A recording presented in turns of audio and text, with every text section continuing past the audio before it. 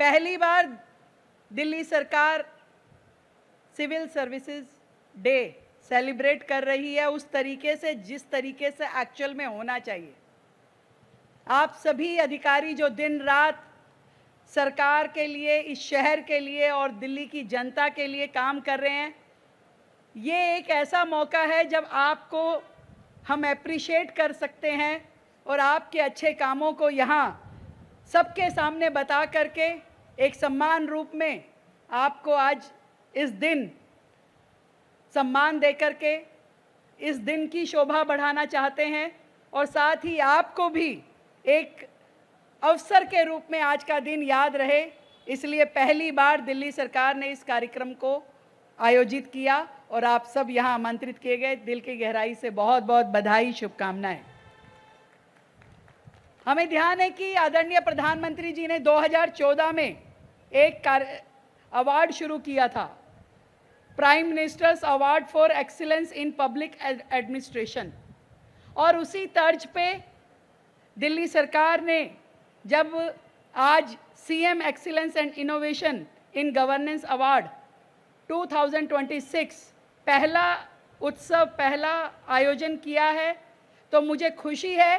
कि पूरी तरीके से निष्पक्ष हमारी ये कमेटी जो बैठी, 5 सदस्य हैवी वेट कमेटी, और पहले तय हो गया था कि अपने नाम नहीं लेना भाई, नहीं तो पता चलता सारे अवार्ड वहीं पे ही निपट जाते।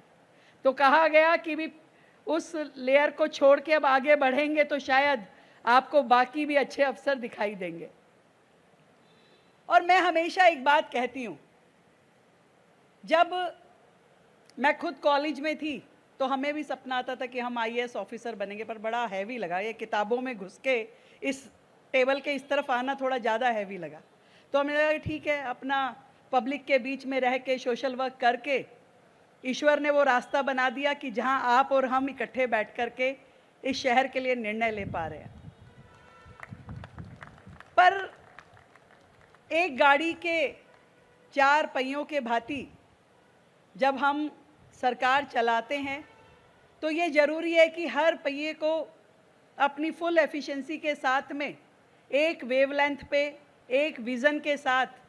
काम करना बहुत ज़रूरी है। एलजी साहब मेरी बात से एग्री करेंगे कि अगर एक पहिए में बहुत हवा हो जैसे नेताओं में होती है और एक पहिए में बहुत कम हो जैसे अफसरों में होती है तो गाड़ी चल नहीं पाएगी। तो इसलिए बहुत ज़रूरी है कि हम लोग उस समन्वय के साथ में एक लक्ष्य कि ये जो शहर है ये हमारी जिम्मेदारी है और इस जिम्मेदारी का निभाव करते हुए हम लोग क्या बेस्ट टू बेस्ट कर सकते हैं वो बहुत ज़रूरी है। और कैसे कर सकते हैं, देर सवेर काम शायद सब हो जाएं, पर अच्छे तरीके से बनाई हुई पॉलिसी जो सदियों तक इस राज्य के लोगों को लाभ दे सकेंगी,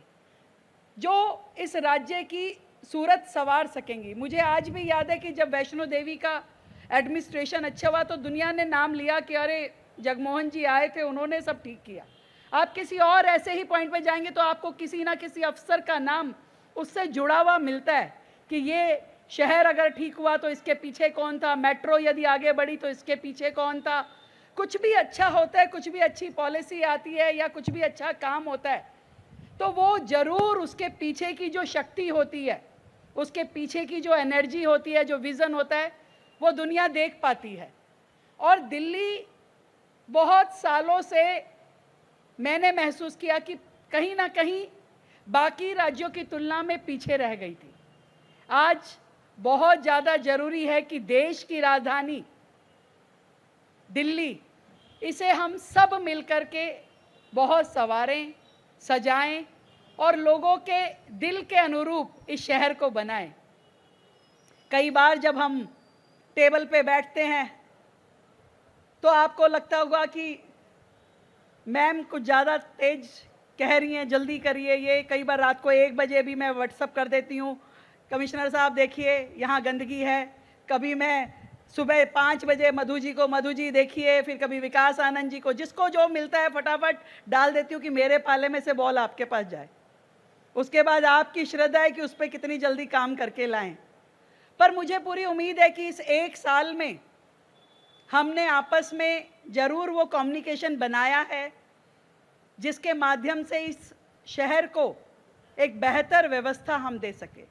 ट्रांसपेरेंसी के साथ, बहुत ही ईमानदार सिस्टम जिसमें हर व्यक्ति अपनी अपनी भूमिका निभाता हुआ मेहनत के साथ, ईमानदारी के साथ काम करे। और उन्हीं कामों को देखते हुए आपने प्रयास तो सबने किया है। मैं ये नहीं कह सकती कि किसी ने बहुत बेस्ट है और कोई बहुत ही वर्स्ट है, ऐसा नहीं कह सकते। जैसी सिचुएशन हुई आप सबने अपनी ओर से बेहतर प्रयास किए और कई बार एक्स्ट्रा ऑर्डिनरी भी किए। और मैं अब देखती हूँ कि धीरे धीरे हमारे सभी अधिकारी उस भाव को भी समझ रहे हैं कि सरकार कहीं भी किसी भी अफसर से ये नहीं चाहती कि आप कहीं नियमों से अलग हो, पर हाँ ये मंशा जरूर रहती है कि इस दिल्ली की तकलीफ़ें अब कम होने का वक्त आ गया है और इससे बेहतर समय कभी नहीं मिलेगा जहाँ 4 इंजन की सरकार काम कर रही हो। भाई दिल्ली जैसे एलजी किसी को मिले हैं क्या जो खुद सड़कों पे निकल जाते हैं, खुद काम करने में? लोग कहते हैं भाई एलजी साहब तो वो राजमहल में रहने वाले व्यक्ति होते हैं, पर हमारे एलजी इतने शानदार हैं कि वो इस दिल्ली के दर्द को दवा देने के लिए खुद भी हमारे साथ टीम के रूप में काम करते हैं। तो जब एलजी साहब मेहनत करते हैं, जब केंद्र हमें पूरा सपोर्ट करता है, राज्य की सरकार एक मुश्त, हमारे मंत्रीगण, हमारे विधायकगण, सभी लोग इस प्रयास में रहते हैं कि कैसे उनका एरिया बेहतर हो सके, तो जो चौथा पहिया है वो आप लोग हैं। आपके माध्यम से ही एक्चुअल में, और पहिया भी नहीं कहूँ, पहिया तो चलो निगम को बोल देते हैं, आप तो स्टेयरिंग हैं। हम जितना मर्जी कोशिश कर लें, स्टेयरिंग जिस तरफ जाएगा गाड़ी उधर ही जाएगी। तो मैं अपने आप को दोबारा से ठीक करती हूँ कि ये स्टेयरिंग जो है ये बड़ा पावरफुल होना चाहिए, जिसके पीछे पूरी गाड़ी जो है सही दिशा में जा सके, सही काम कर सके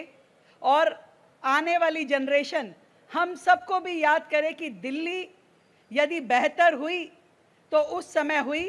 जब हमारे ये अधिकारी थे और ये सरकार थी। इस बॉन्डिंग को एक कवि ने बड़ी अच्छी लाइन कही है कि पूरी धरा भी साथ दे तो और बात है, पूरी धरा भी साथ दे तो और बात है, तू जरा भी साथ दे तो और बात है। यूं तो एक पांव से भी चलते हैं लोग, पर दूसरा भी साथ दे तो और बात है, तो और बात है। तो आप सबको मेरी ओर से बहुत ढेर सारी बधाई, शुभकामनाएं। आप इसी प्रकार अपनी